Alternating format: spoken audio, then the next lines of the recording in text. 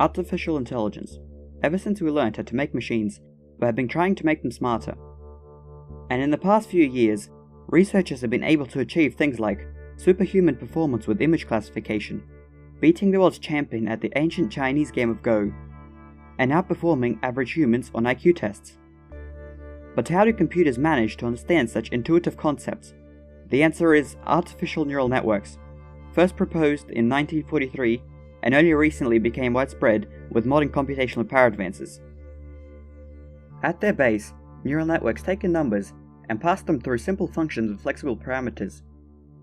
The numbers can be anything, for example the pixels of an image for the inputs, and the percentage chance of it being a cat or a dog for the outputs.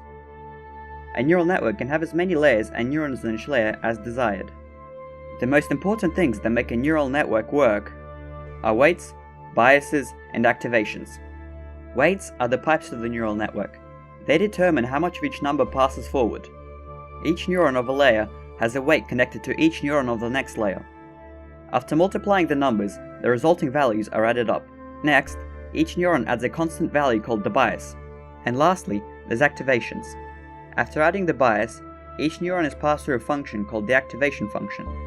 There are a variety of popular activation functions, like exponential linear unit, hyperbolic tangent, and rectified linear unit. Activation functions help neural networks with learning and remembering concepts.